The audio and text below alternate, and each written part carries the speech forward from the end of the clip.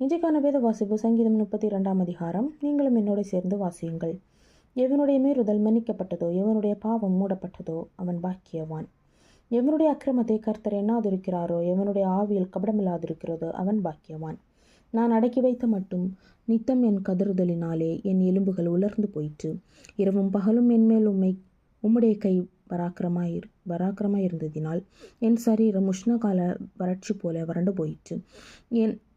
நான் என் அக்கிரமத்தை மறைக்காமல் என் பாவத்தை உமக்கு அறிவித்தேன். என் மீறுதல்களை கர்த்தருக்கு அறிக்கையிடுவேன் என்றேன்.